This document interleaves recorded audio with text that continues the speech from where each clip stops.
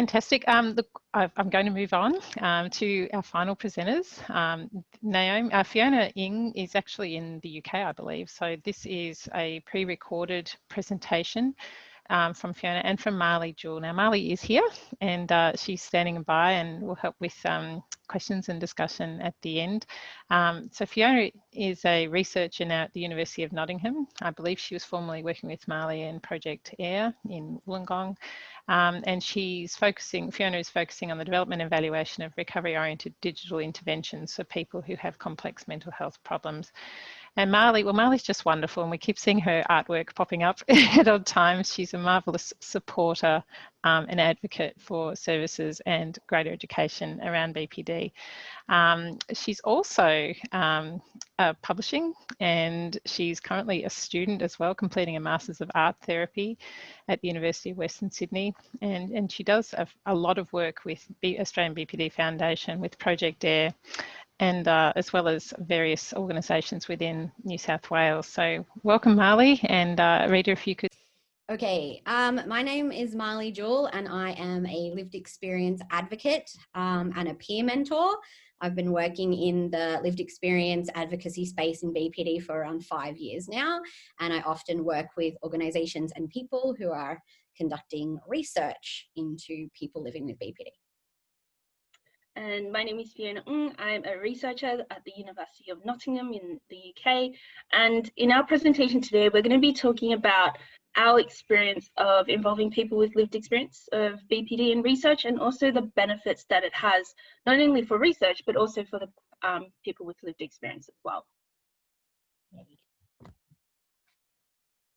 So today we're going to use an example. Well, we're going to be talking through our experience of doing the Journeys to Recovery study. So just for some context, this study was done as part of my PhD in 2017, and it was a two-part study. So it's two parts because there was a qualitative and a quantitative component. And the goal of the research was really to understand the lived experience and whether there were certain factors that could predict recovery in people with BPD. So the slide here is the qualitative one. And in this study, we developed a model that characterized the stages and processes of recovery in BPD. So when we were designing this study, designing the Journeys to Recovery study, we involved 4 individuals living with BPD, including Mahlie here, and these individuals spanned across 3 different states in Australia. And during this time, all of the people with lived experience gave a lot of feedback and advice as to how to design the study, but also during the analysis of the write-up stage. Yep. Yeah, and so it was a big honour to be asked by Fiona to be part of that and to support her and give my feedback and my experiences around the research, around why the research was being done, how it was being done, and then to eventually also be offered the opportunity to be co-authored on a paper that had come out of that, which was I think one of the first experiences that I ever had of actually being published academically. And now I get to reference myself all the time. It's very fancy. So a caveat to this presentation is that there's really not one size fits all when it comes to involvement in research. So there are many different ways that you can engage with people and involve people with lived experience. There are a number of frameworks that are now available to guide this process. So for example, the one on the left on the screen was published by ANU as part of the Lifespan project. And there's also a lot of guidance if you want to do things like collaborative data analysis, particularly for quals, so papers such as the one on the right that was published by Mike Slade's group. But yeah, so there's kind of not one size fits all. You kind of have to think about the population that you're engaging with, and also the type of research that you're doing, and come up with the best way to integrate lived experience into that. Yeah, and I didn't even know those things existed. So that was a good learning opportunity for me.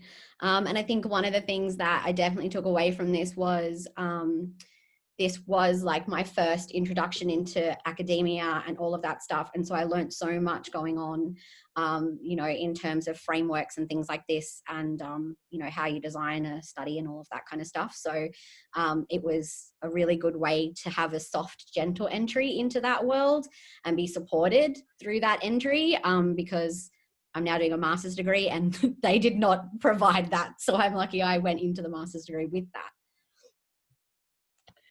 So I thought we'd not so much focus on the findings of the paper that was shown just before, but rather talk about how we engage people throughout the whole research cycle.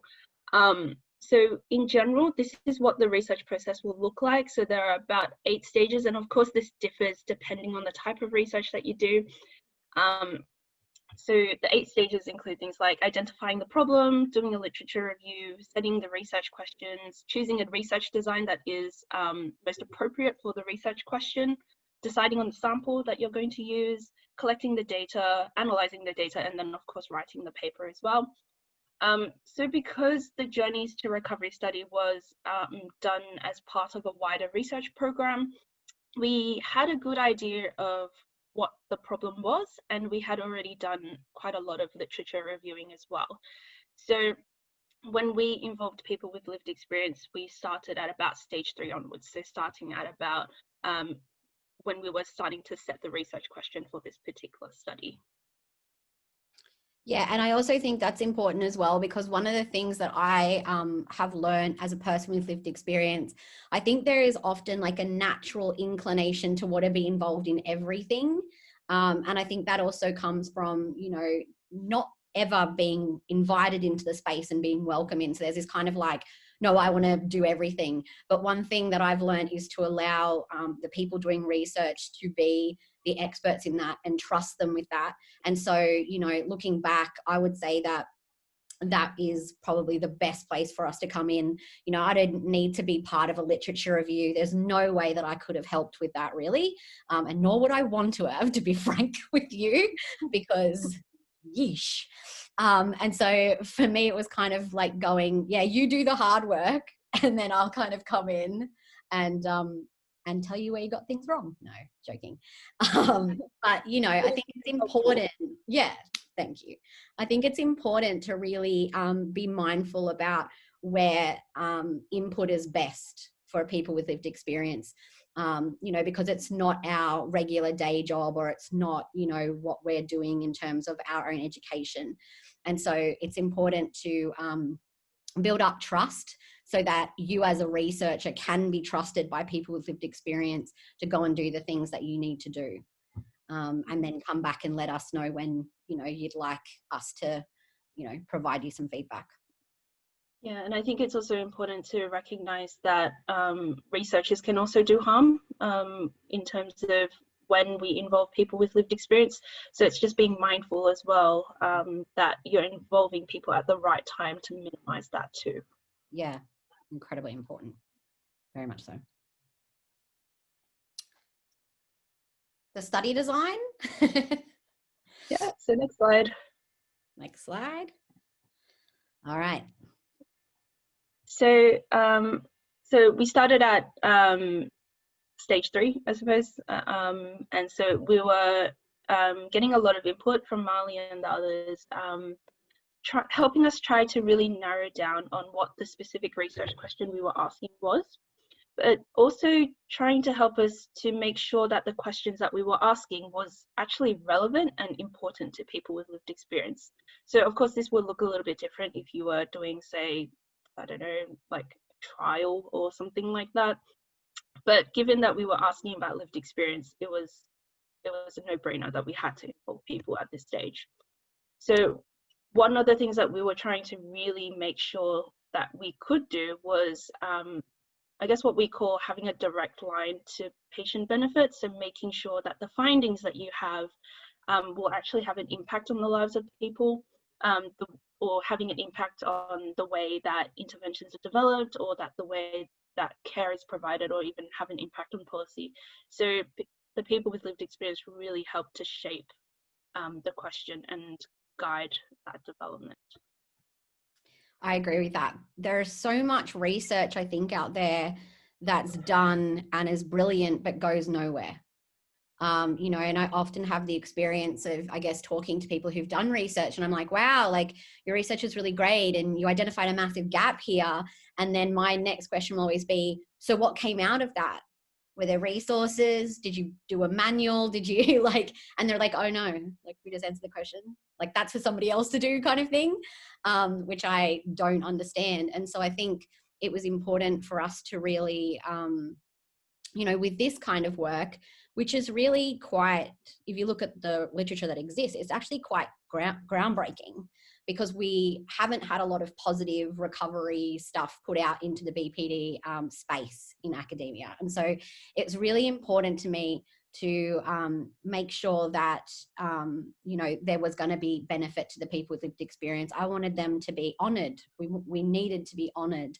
And also, when you do something like this, I think you kind of get an understanding of, wow, I can use this, I can take this to health systems and say, look at what we did, look at the responses that we got, this is the way to do things, we need to adjust to that. And so I think it really does lead to a change in the way that treatment and care is provided for people. And that's what we want. That's the goal. Yeah.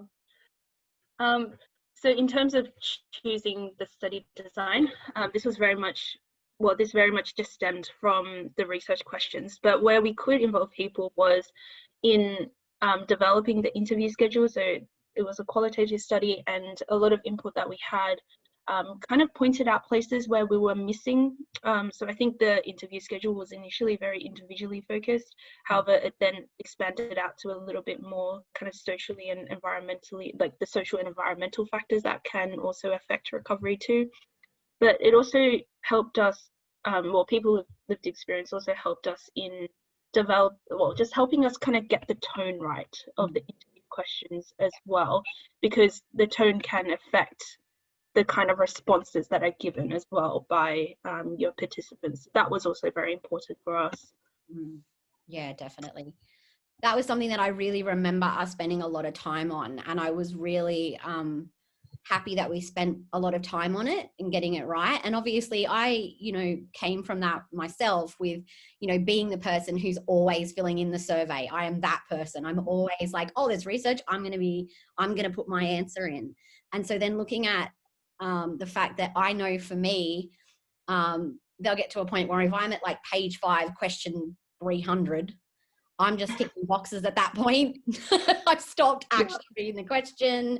I no longer care. I'm doing things incredibly quickly. And so it was about looking at really narrowing the question down, I think, providing context to the question. And when we need to ask questions as well, where it might be triggering for people, explaining to them what we are looking for. That was a big thing. I remember us kind of putting in like a bit of a, I guess, a note saying, you know, we ask you these questions about your childhood because, you know, X, Y, and Z, and quantifying that as well, of saying that when we say childhood, we mean 0 to 16, or we mean, you know, this age to this age. Because people, that's the kind of thing that people often come back at. I'm like, what do you mean by childhood? You know, so that was really important in the way we structured things. I think one of the other really important things that we implemented in the survey was when people exited the survey, like was there any kind of support groups or like hotlines or anything that people could kind of access? So instead of just exiting straight away, people would have to go to an additional screen just in case that they were exiting because they were feeling triggered or anything like that. So kind of just built that support element into the survey as well. Yeah, definitely. And I think that's important because, you know, people might not know where to go with that if we didn't have that provided. And so, and they could sit, and as we know, like, you know, for a lot of people who live with BPD, our emotions tend to kind of hold on. They tend to kind of fuse. And so we could sit with that feeling for a very extended period of time.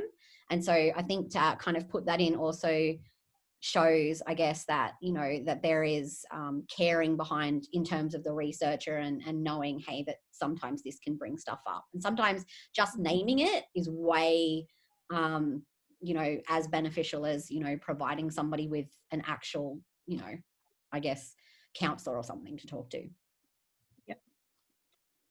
Yep. Okay, and so I guess part 5 was to decide on the sample that we were going to use.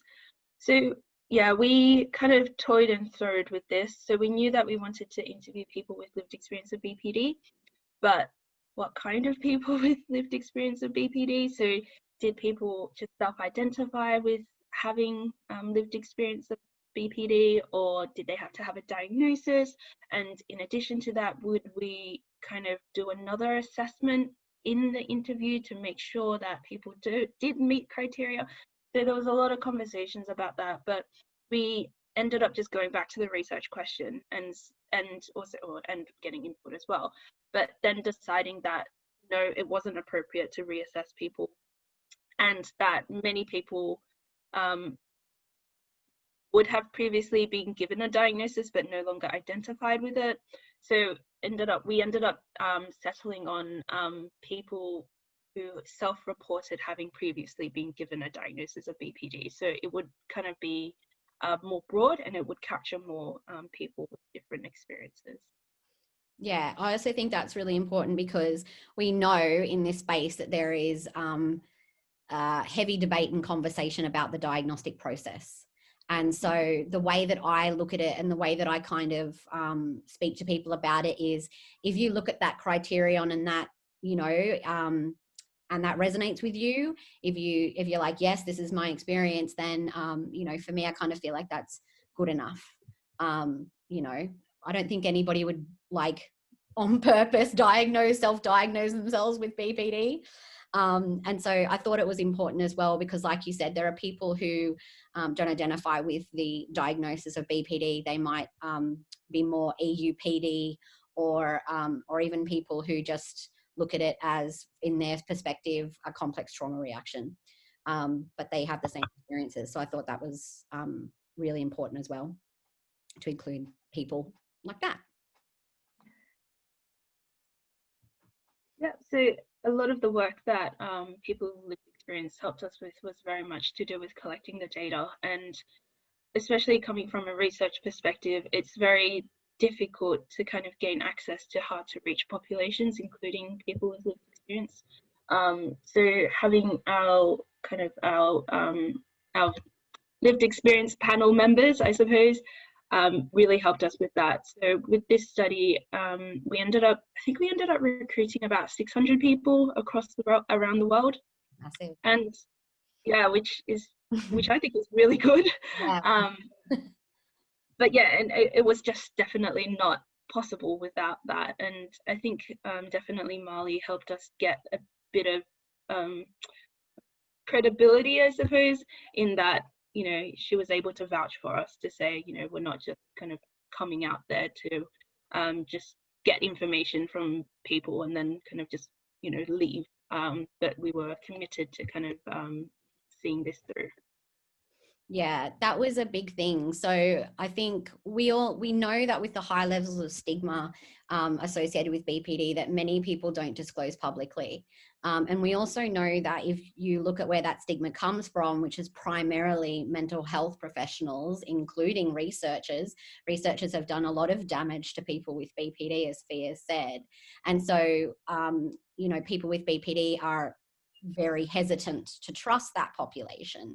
And so it means that I often kind of refer to it as like the hidden group. So, you know, most researchers don't realize that there is like a whole underground community of people with BPD in locked Facebook groups and things like that. And having access to those, I was able to kind of go into those groups and kind of do a little bit of like a warm transfer to Fiona's research. Like, I was able to say, this is Fiona, I've worked with Fiona, this is what she's doing this for. And I think definitely like that credibility thing of basically just, you know, using my street cred to be able to say, this person isn't gonna, you know, this person isn't a drop in, drop out.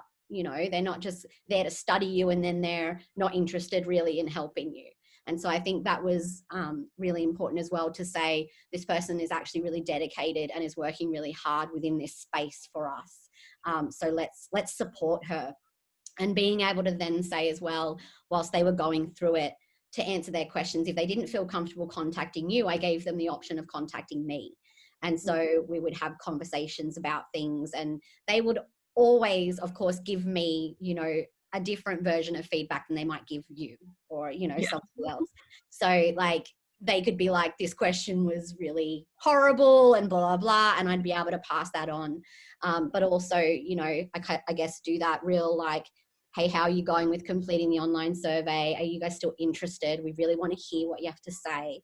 And just kind of, I guess, providing that connection there, like kind of almost a bridge between people with lived experience and research. And I'm kind of sitting in the middle, like going, yeah, you guys, these guys are also cool. Let's have a chat. And that was a big part, and continues to be a very big part of my role in all the research that I'm involved in now and previously. Yeah, and it's definitely something that we can't do because we have to recruit at arm's length. Things, so that it doesn't look like we're coercing people into studies. So it was definitely really helpful to have a friendly face to help talk to people about the research and support them through it too. Yeah. Okay, and so another part was in analyzing the data, and so with this study we didn't do collaborative data analysis. I wish we did, but that's, you know, something that we can look into in the future. But definitely there was Mahlie helped us, and or other people with lived experience as well helped us a lot with the interpretation of findings, and it just added a different perspective. So I think a lot of researchers have their kind of, you know, their theoretical orientations or the way that they see the world and things like that, and sometimes we forget that there's other types of knowledge that is out there, and different ways of seeing a situation. So I think having the lived experience perspective was really important, and it kind of gave us understanding of what was being said in the interviews as well, especially when we didn't quite understand the meaning behind an experience too. And I think that just added to the richness of the findings, and it definitely improved them. Yeah, I mean, there's a I guess a common language that people with lived experience share, you know, and I always talk about this, you know, as well with peer groups, and when I'm kind of, you know, letting them know that we share this common language. Like, for example, if I was to say to somebody with lived experience, you know, I was I don't know, left in an emergency room waiting for 12 hours, sat across from the nurse's station, you might not actually understand what that means in terms of the emotional impact of that, how you're treated in that space. Whereas other people will be like, oh, sitting across from the nurse's station, we all know that. So there is a shared language. And so often people as well will just share that, and it means nothing to you. And whereas I can look at that and say, well, I would probably be able to put that down as, you know, an experience of trauma, of being traumatized and invalidated by that system. And so I think when we're looking as well with this particular study into recovery is such an open-ended thing. It is different for everybody. And so we needed to really look at what recovery meant for everyone. And that was really different because some people identify as being in remission from symptoms. Some people identify as living well with, you know, and so that really is important. There are some people who, for them, recovery might mean just, you know, no longer self-harming, or, you know, minimizing some of the things in their life, but they might still, I guess, do things that a researcher or a clinician might be considered to be maladaptive. But if they feel recovered and they're able to live well, then that's for them to decide. And so I think that was where we kind of pulled some of those things apart and was like, actually, you know, whilst this person is saying that they're not free of X, Y, or Z, they're also saying in the same sentence that they feel recovered and that they, you know, are living well. So I think that's a really important to have that perspective It's a hard thing to try and put into research and quantify, definitely. Yeah. But I think it allows you to, when we have those conversations with each other about what those things mean, it allows you to write the context of their experience a little bit easier. Yeah, and that definitely, that insight that we got from qualitative study definitely influenced the quantitative study that we did. So we were interested in looking at people's definition of recovery, and then whether or not they self-identified as being recovered in accordance to their own definition, and use that as a predictor in predicting outcomes later on. So yeah, so it directly had an effect on the type of research that I did later. Yeah. It's good. Okay, and the last one, I guess, as Mahlie said, she was a co-author on the paper, and we were very excited that she said that you would like to take part. I guess one of the things that I was always pulled up on was the use of language. I thought I was okay at person-first language, and well, that was until Mahlie said, no, you're not actually that great. So that was good. So I've improved since that day. But also the tone of voice when you write, when you write a research paper, it is a very, it's very scientific. It can be very cold and just really rigid. So I think Mahlie's input was really good on that, because it just helped change the tone a little bit to make it a little bit more strength-based, rather than saying things like there was, I don't know, deficit, or someone had a problem or something. It changed to, it was a challenge that they had, or something like that. But yeah, so it helped a lot in terms of like the phrasing of findings, so that it didn't continue to perpetuate a lot of the kind of negative stereotypes that there are about people with BPD. But also, I think one of the really good things about involving people with lived experience is that it helps you stay true to the data. So one of the things that researchers can very, very easily do is twist some of the things that people are saying. And it's so easy to do. So for example, sometimes, you might be in a rush and you're just looking for a quote to put in, and you might just cut the quote just a little bit shorter, but then you've lost the whole meaning of the actual, of what the person is actually saying. You've lost the context. And I think it was really good to have people with experience on board, because they could say, no one would say that. Yeah. That's wrong. Yeah. And they would pick it out like straight away. So it just made you accountable to the data. So I thought that was really important, and it just helped improve the scientific rigorousness of research as well. Yeah, I mean, I often refer to myself as a bullshit detector, as you know. And so I can tell when a quote's been chopped in half, and and for me that's a massive part of this. And something going forward that I'm really passionate about is maintaining the narrative of people with lived experience, and not having that narrative edited by researchers or contextualized by them. So if someone says to you, oh, like, I really loved like that, the first half of this program was amazing, it was so great, the second half, however, triggered me and was really unhelpful. If you cut that off, then that's not integrity, and I understand why it gets done, but I guess I'm a little bit of a stickler for stuff like that, and making sure that, I'm always really cautious if I read something that is overtly positive and has absolutely no critique in it whatsoever, and nothing that they did wrong or they found where they were incorrect about.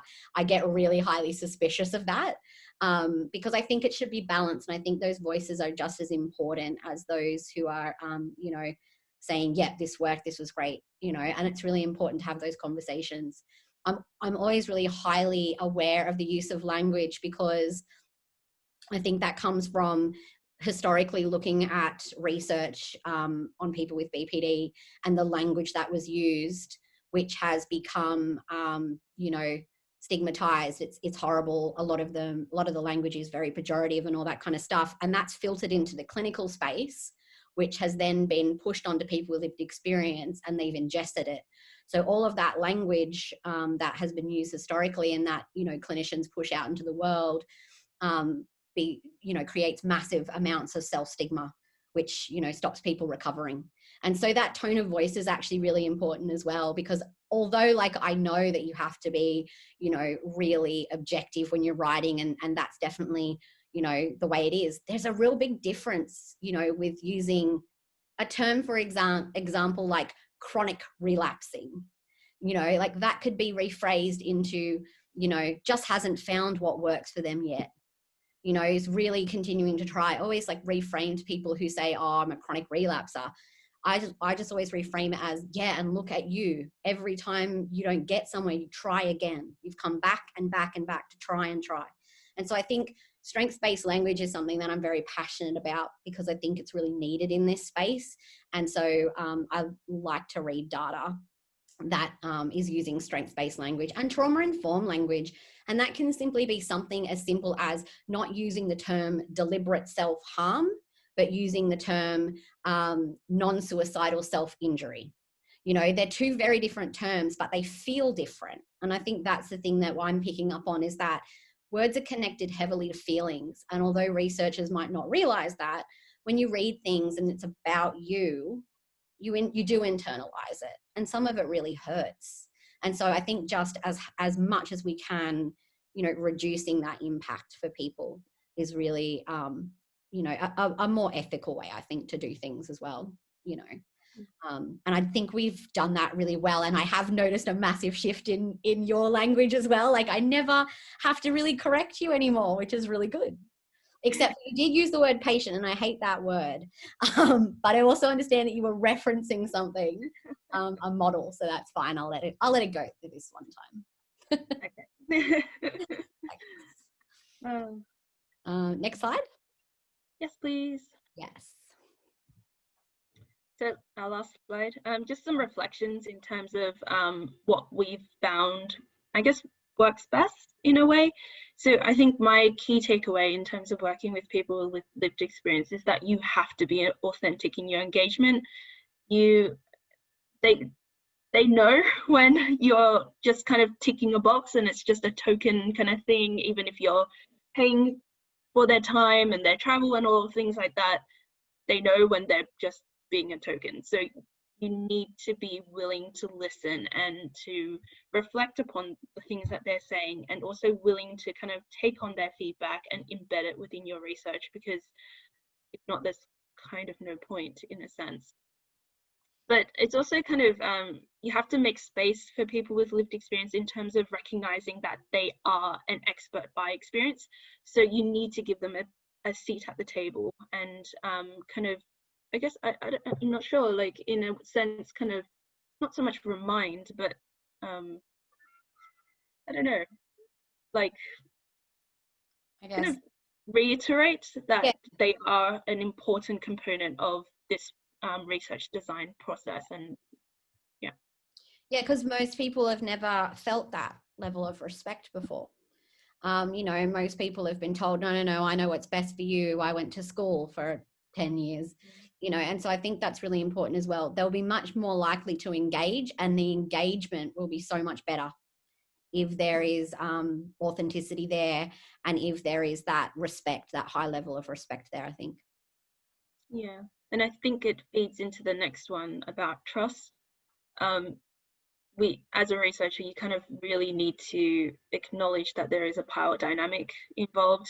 So people with lived experience have told me so many things, and I feel so privileged and honored to have heard people's stories, but, you know, very, very much so, they know nothing about me, kind of thing. So it's, you know, it's, yeah, there is a power dynamic, and that can affect relationships. So it's kind of managing that and just acknowledging that that exists.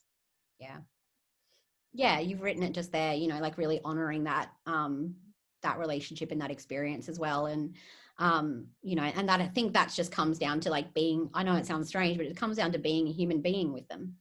You know what I mean? Like, they're going to tell you, sometimes you're asking them about the most intimate details of their life, and they're giving that to you. And there needs to be, you know, just like you would do with a therapist, I guess, as well, there needs to be some connection and some trust there and some honoring of that. And so, you know, that could be simply just, you know, time, as you know, time is important to build trust. Yeah. So, you know, yeah. And go. Okay. And yeah, and that trust kind of, you know, if you can build trust with people with experience, it helps you later on as well. Like you have those networks when you want to do your next project, you can kind of call on those networks to kind of give you further advice on the future research designs that you're interested in, or the research questions that you want to ask. And people with lived experience by far are the most creative group of people that I have ever worked with. They and it's such a privilege, honestly, to work with these people, because they just give you a different way of doing things, and they tell you what works, and it's great. It just makes research so much more fun and productive, to be honest. Yeah, 100%. Yeah, and I think like that building relationships is really important. You know, like, you know, I'm not the type of person that if I'm treated a certain way, I won't come back, kind of thing. You know, and you and I have known each other for, you know, quite a few years now, and I still like you. So that's a positive thing, and I will always be excited to work with you as well. And you know, and I think one of the great things is that, you know, when looking at future work, you know, we brainstorm on like, what do we want to do together, you know, and that's a great process for, I think, for both of us as well. Yeah. Yeah, and you know, as we said before, you know, in terms of like richness in findings as well, just a different perspective. So I think Mahlie introduced me to the concept of kind of like more critical psychiatry, so things like MAD studies and is it what's that, open dialogue kind of approaches. Yeah. So, and you know, they're very different to, you know, your traditional health services research kind of work that I do day to day. So it's been really good, and it's opened my eyes to like a different way of thinking. So it's been really helpful to kind of diversify my knowledge too. Yeah, I think that, you know, the critical analysis of your industry is hard to do when you're in your industry, and sometimes it feels uncomfortable. And so I think, you know, like just being there and being able to say, hey, let's actually look at some of the really horrible things, you know, and try and avoid those things. But also, I guess I always encourage people to, you know, just as humans, to be critical. You know, I'm studying a master's in art therapy, and I'm incredibly critical around that profession and what it is. And that's so important to me in research, is to actually look at that, like look at what we're saying and saying, oh, okay, but where is the power balance here? And, you know, let's look at who controls that narrative. And so, you know, it's a cool thing when you get a researcher who's kind of able to go, all right, yeah, I'll look at myself and my profession, I'll judge that. You know, and I think it does make the research better, and the richness is way more because of that. Yeah. It's a strong skill that I think all people need. Definitely. Yeah. And finally, I think yeah, just like we were talking about before during the presentation, it just helps researchers to be more accountable. So I think not just scientifically, so scientific integrity, but just also in terms of the appropriate use of public funds. Most research is taxpayer funded. You know, there should be a line to benefit, to like benefiting people with lived experience or benefiting the health service. So it kind of brings it back down to earth in terms of, are you actually making a difference, I think. Yeah, definitely. Yeah. And yeah, and I think another thing is just helping people to create projects that you know, people can be proud of, and it's actually representative of all the different perspectives that are out there. Of course, sometimes not all perspectives are represented, but you know, we do our best to try and capture as much as we can.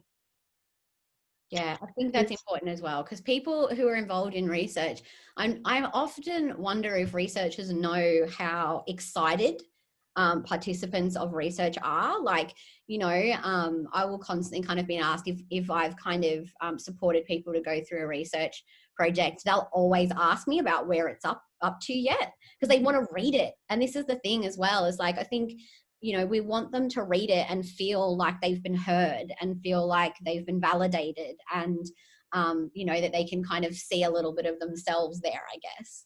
And so one of the things as well that I noticed was that, you know, being co-authored on something means that we would often get like, you know, the email with the link before it, you know, went public kind of thing. And so you're kind of like ooh, like my research looks so fun. And so providing participants with that, even though it might not, you know, really mean anything, it's about saying, hey guys, look what we did. And it's a lovely way to, I think as well, like end that relationship, like just a bit of an email with, here's the paper, we've got it published, thank you so much for that.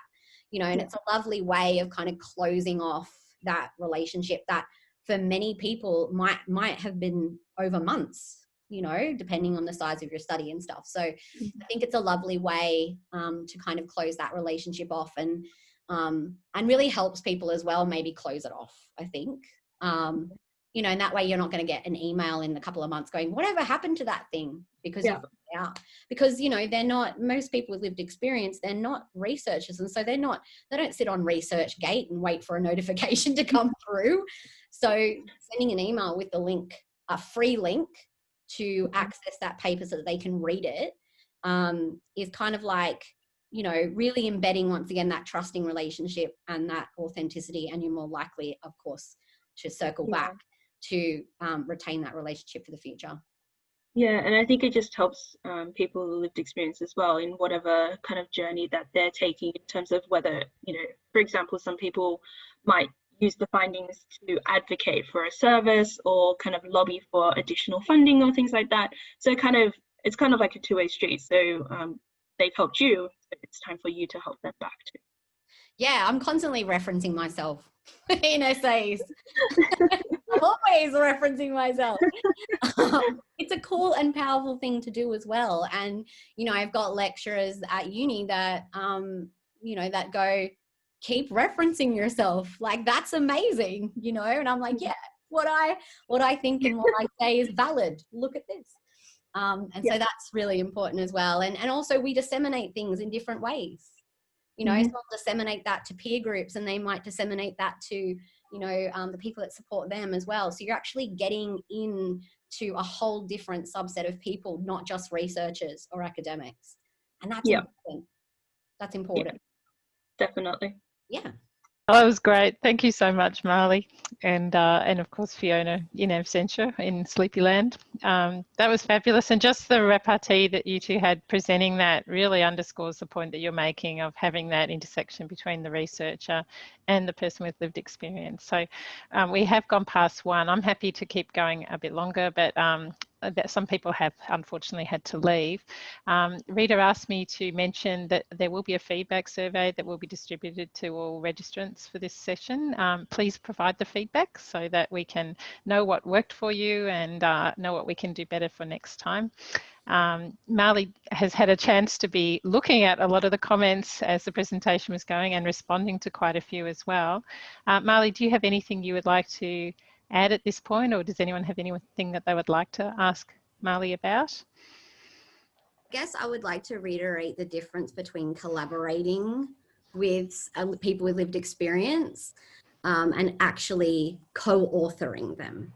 This is something that is very important. You need to start co-authoring people with lived experience in your academic publication. They deserve that. And so I was very lucky. At first, I didn't know what that meant, right? So, you know, when we first published our first paper 4 years ago, I think, Fee asked me to be a co-author, and I was like, yeah, sure, no problems. You know, and then I started, you know, doing my master's, and I've actually started to realize how important it is, and how, and I'm incredibly grateful for her doing that. And also she's really, you know, that was our first thing that we published together, what you just saw. But what I've also noticed is that she is pushing me further up the list of authors as we go. And so, and, you know, to the point where the paper that we're working on right now, will be Jewell and Ing 2020. So, or 2021 probably. But that's been really important to me, because going into that world of being, you know, becoming, I guess, an academic at postgraduate level, I've realized that I can actually reference myself, and it's a valid reference. And it's just important, I think, that researchers not take advantage of the fact that most people with lived experience might not actually understand their world, and invite them into that world.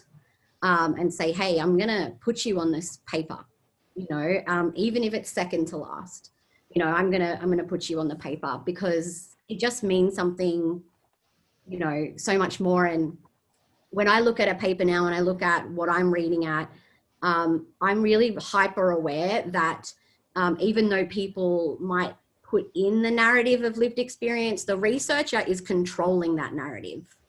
And I'm highly critical of that, of course. So one of the things that we did talk about that I think we had to cut out was basically that, in that with a lot of the research, when we're doing reviews, I will look at it and say, hold on a second, I don't think that person said that. I want to see the entire quote. I want to see the data collection.